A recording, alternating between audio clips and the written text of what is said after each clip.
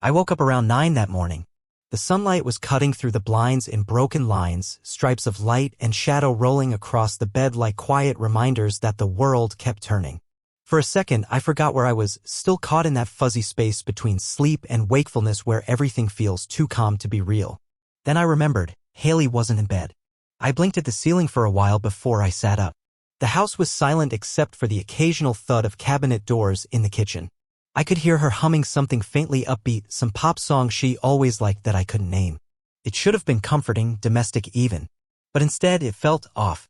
She'd texted me the night before, said the corporate brunch she was attending started early in the morning, so she stayed over at a colleague's place downtown. I didn't ask many questions. Lately, I hadn't been asking a lot of questions at all. I swung my legs over the bed and sat there a minute trying to shake off the fog in my head. Adult tension had been sitting behind my eyes for weeks now. Stress, maybe? Or just a feeling that something wasn't right. When I finally stepped into the hallway, the smell of fresh coffee hit me. That was new. Usually, I was the one making the coffee. Haley stood at the kitchen island in one of her satin robes, the blue one with the lace trim. She looked over her shoulder and smiled like I was just getting back from a long trip instead of waking up in my own house. "Morning, sleepyhead," she said lightly. "Coffee's ready." Her tone was cheerful, perfectly normal. A little too perfect. She'd already showered. Hair still damp, skin dewy, makeup wiped clean. She looked peaceful. "Hey," I mumbled, voice scratchy. I walked over to the tablet sitting on the counter next to her, intending to check the news, maybe scroll a bit while I waited for the caffeine to kick in. As soon as I picked it up, a soft ding came from the device. A notification slid across the top of the screen. New photo uploaded to shared album, Weekend Moments. I clicked it out of instinct. That album had always been synced between our phones and devices, mostly dog pics, date nights, and the occasional selfie she'd drop in from the gym or with her coworkers. But this photo wasn't like the others. It loaded in full screen. Haley was sitting on the edge of a hotel bed. Tight black dress. Makeup done heavy. Legs crossed at the knee. Her smile was half-formed, like someone had taken the photo mid-laugh. But it was the hand that pulled all the air from my lungs. A man's hand. Large, masculine, resting casually on her knee. Not gripping. Not posing. Just placed there. In asterisk mate. I didn't say anything at first. My thumb hovered over the screen, frozen. My heart began beating in a way I didn't recognize, not fast, not loud. Just heavy. Thick. Haley noticed the shift in my expression immediately. She glanced at the screen, her eyes landing on the image. For half a second, I thought I saw something tighten in her posture, like her shoulders stiffened, her back straightened. But then, just as quickly, she relaxed again. "Oh," she said casually, brushing a strand of hair behind her ear. "That's from forever ago." She didn't miss a beat. Probably auto-synced or something. Must have gotten stuck in the cloud from months back. She reached over, slid a mug of coffee toward me, the steam curling between us. "You need this more than that nonsense," she said with a chuckle as if the moment meant nothing. I stared at her. She sipped her coffee. Her eyes didn't waver. "That's old?" I asked finally, though I already knew it wasn't. I knew the robe she was wearing in the photo. She bought it just last month.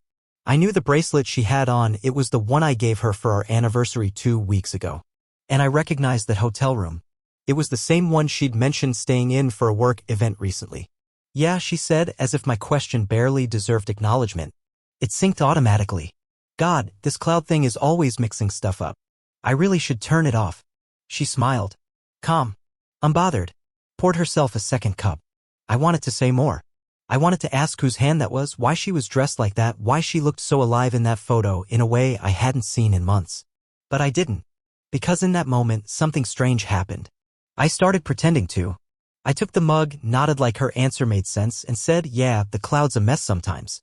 She leaned against the counter, took another sip, and asked if I wanted eggs or toast. Like nothing had happened. Like my stomach wasn't twisting itself into knots. Like that photo wasn't sitting in the back of my mind like a ticking clock. And the worst part? She didn't look worried. Not even a little. That night, I went to bed early. Haley was in the bathroom doing her usual routine, skincare, a podcast playing low from her phone. I laid on my side, facing the wall, replaying the moment again and again. The hand on her knee. The way she smiled. The way she dismissed it like she'd rehearsed. I thought about how fast she had an explanation ready. How come she was? How she poured coffee like it was any other day. Was this the first slip? Or had there been others I missed? That photo didn't just come from nowhere. It didn't feel like an accident. It felt like a message that was never meant to be seen. And now I had to decide what to do with it. I didn't sleep much that night, but I did start remembering things, details I hadn't paid attention to before. Little things. Subtle changes. I'd ignored them because trusting her had become a habit. But that habit cracked the second that notification lit up the screen. And the pieces started falling into place. After that morning, things didn't feel the same. Not even close. I didn't confront her, not directly. I played along, laughed when she laughed, nodded at her explanations, drank the coffee she poured. But something had shifted inside me. That photo, it didn't just raise suspicion. It pulled back a curtain I hadn't even realized was there. And behind it, there were things I should have noticed a long time ago. The memory reel started playing, and suddenly every strange moment I had brushed off came rushing back like water through a broken dam. The perfume was the first thing. Haley used to wear the soft, almost citrusy floral scent. I loved it. It was familiar, comforting, subtle. But maybe 6 or 7 weeks ago, she changed it. Just switched one day. No explanation. The new one was bold. Heavier. Muskier. It clung to the air for hours after she left a room. I remember asking her about it once, half joking. Trying out a new vibe? She smiled, said something like, just felt like a change. I told myself it was nothing. People change. Scents are just scents. But now I wondered, was it for him?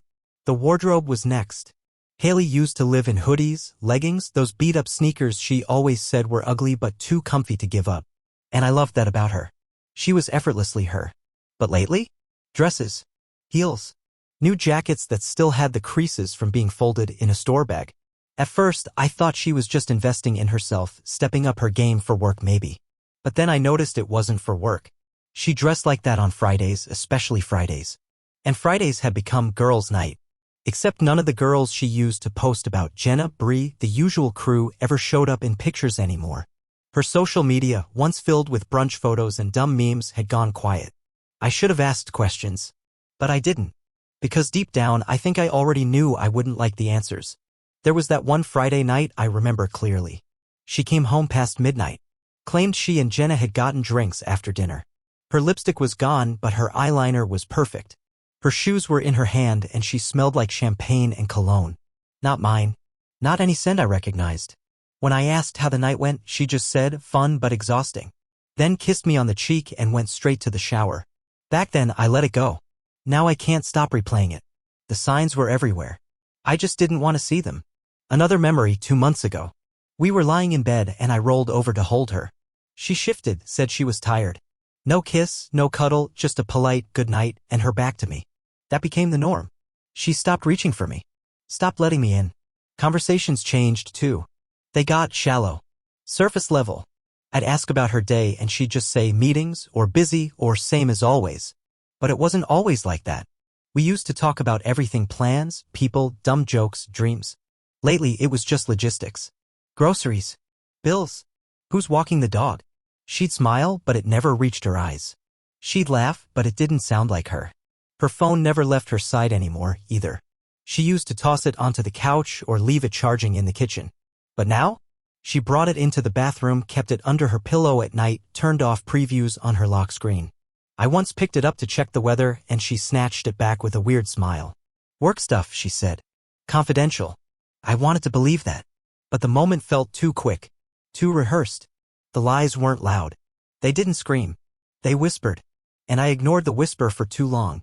There was one weekend, right after she said she was going to visit her cousin in Houston. She left Friday morning, suitcase packed, and said she'd be back Sunday night. But Sunday, when I offered to pick her up from the airport, she told me Jenna had dropped her off. I thought nothing of it until Jenna posted an Instagram story that night from Denver. A different city. A different time zone. I asked Haley about it. She said Jenna had flown out after dropping her off. Last-minute trip, she said. Totally random. I believed her. Because belief is easier than confrontation. But now I feel stupid. Blind. I look back and it all feels so obvious. Like someone shouting from behind a thick glass wall, and I just kept smiling and nodding, pretending I couldn't hear the truth. The truth was this: something had changed. Not all at once. Not overnight. But piece by piece. And the photo was just the first thing I couldn't ignore. Now everything was suspect. Every laugh. Every night out. Every text she typed too quickly and smiled at before locking her phone. I tried to remember the last time she really looked at me. Not just glanced, but saw me. I couldn't. And maybe that was the worst part. Maybe I hadn't just lost her. Maybe she was already gone. I just hadn't noticed. Or I didn't want to. Until now. The house had become a stage. She played her role well, cheerful, warm, occasionally affectionate in ways that looked good from the outside but felt hollow when you were up close.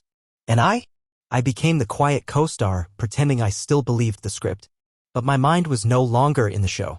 It was backstage, pulling props apart, checking for wires and mirrors. Every movement of hers became suspicious. Every word was double-checked in my mind. And still, I didn't confront her. I waited. Because I needed proof. Real proof. Not intuition. Not a suspicious scent or a changed outfit or a photo with plausible deniability.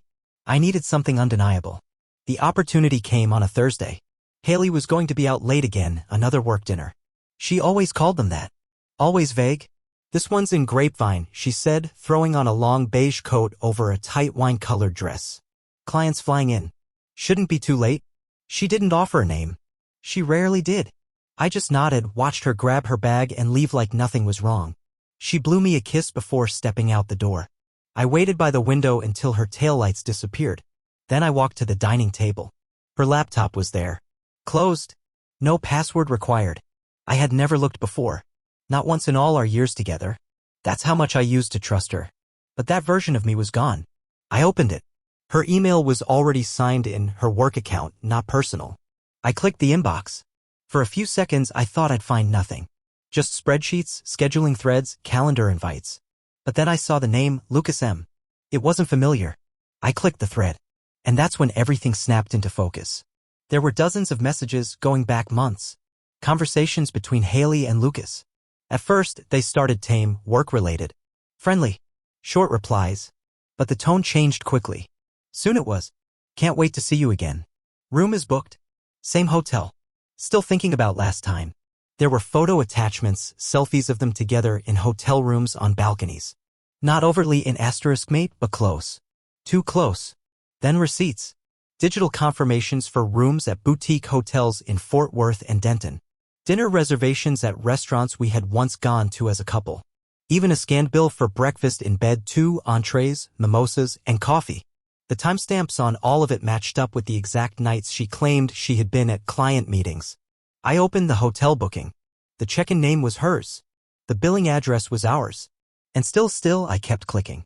I found one email from just a few days ago. Subject, next time speech balloon. From Lucas M. To Haley W. Date, Tuesday, 10:43 p.m. God, I miss you.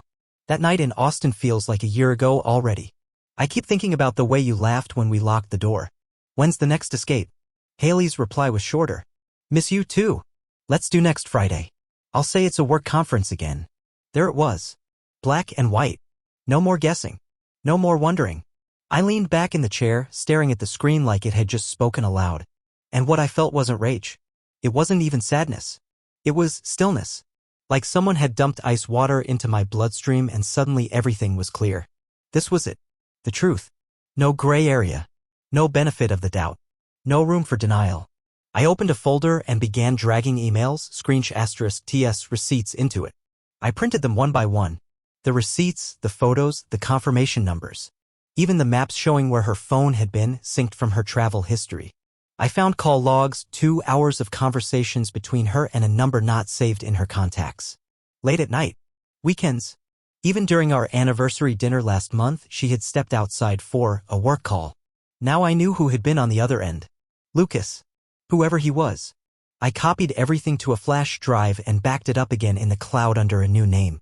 I wasn't sure why I was being so meticulous, but it felt necessary, like I was building a case not just for legal reasons, but for myself. Because if there was ever a moment where doubt crept back in, I wanted to be able to open a folder and remind myself, no, you're not crazy. She lied. She chose this. When she got home that night, she was smiling. Hair tousled like the wind had just flirted with her. She kicked off her heels, wrapped her arms around me from behind while I stood at the sink rinsing a glass. Dinner go okay? I asked. She nodded against my shoulder. Mem, long, but fine. I dried the glass slowly. Anyone interesting? Same team. Nothing special. Lies, again. Delivered smooth as butter. I nodded. Cool. She kissed my cheek and went to the bedroom, humming. I stood there in the kitchen holding the towel in my hands and realized she had no idea I knew. None. She wasn't scared. Wasn't nervous.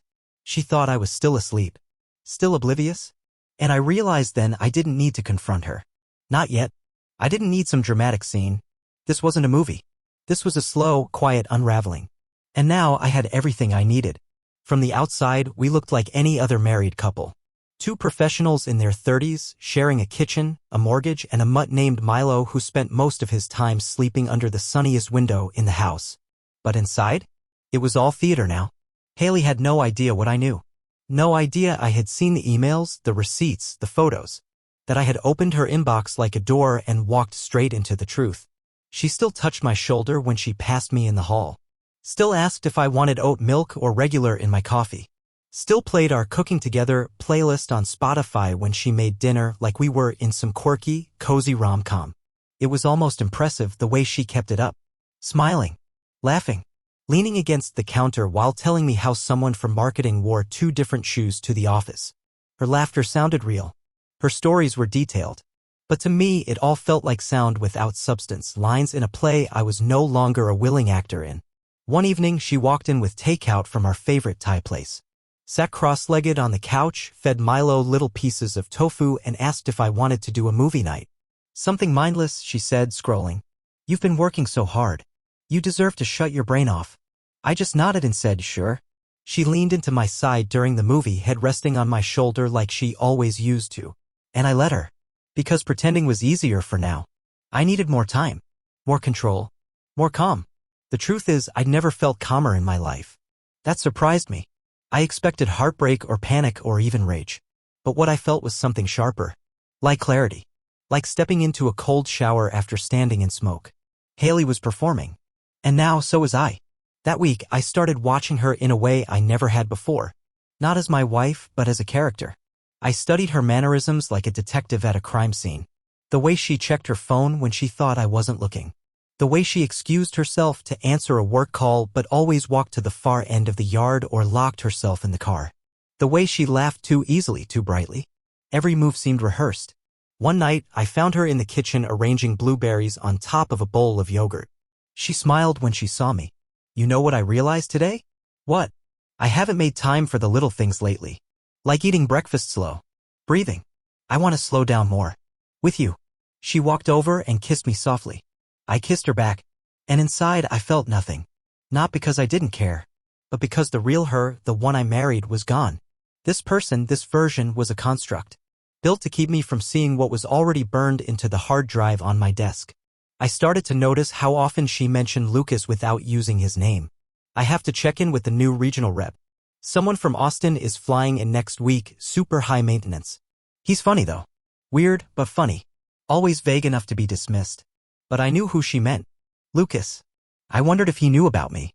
Knew he was being lied to too. Or maybe not. Maybe he was in on the game.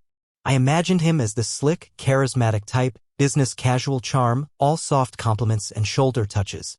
The kind of guy who calls your wife trouble with a grin and thinks it's cute. I wondered what lies she told him. Did she say I was distant? Boring? Controlling? Or maybe I didn't exist in that world at all. Maybe I was just the roommate who happened to own half the house.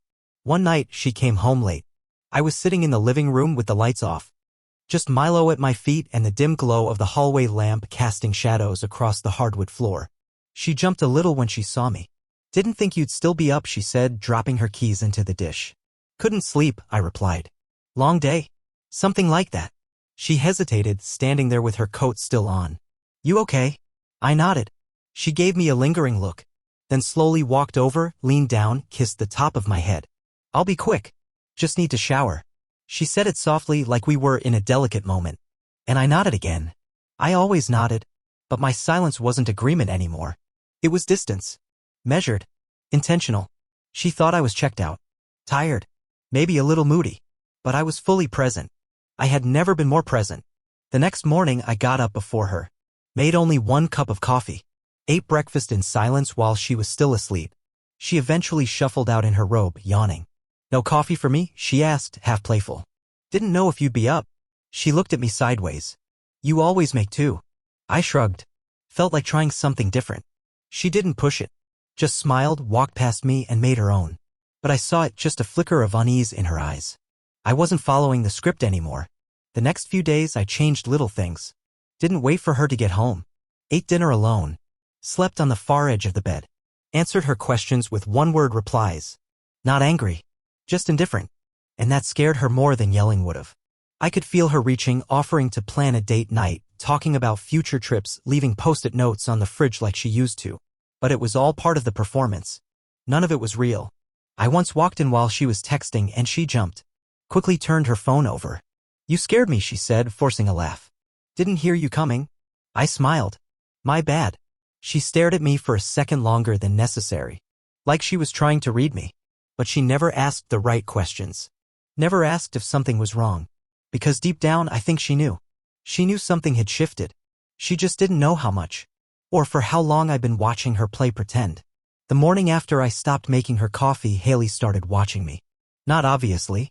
Not in the way you'd expect someone to when they know something's wrong.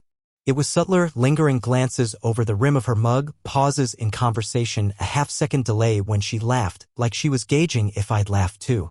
I didn't. We were living in a performance, but I was the only one who'd read the final scene.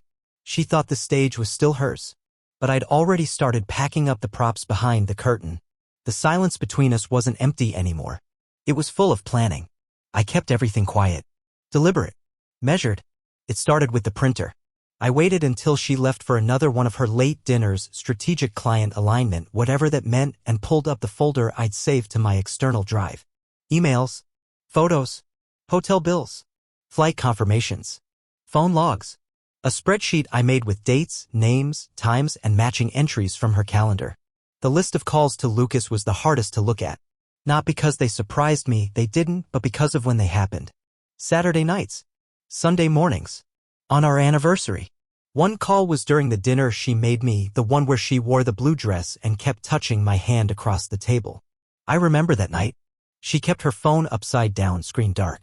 Said she wanted to unplug. Turns out she just didn't want to be interrupted. I printed it all. Laid out the pages on the dining table like evidence at a crime scene. I numbered them in pencil on the back. Then I placed them into a file folder, the kind you'd hand to an executive before a presentation. Because this wasn't just a betrayal, it was a campaign. And now I had the full record. That Monday I took the morning off. Told Haley I had an early client call and needed to focus. She kissed my cheek and said she hoped it went well. I drove to a law office downtown, quiet little building on the edge of a park.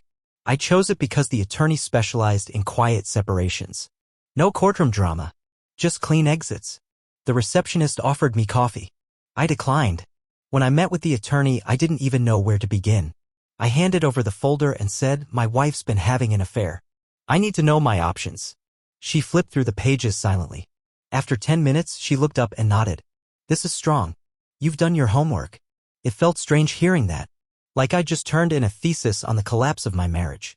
She walked me through everything, contested versus uncontested, asset division, timeline, best-case scenarios.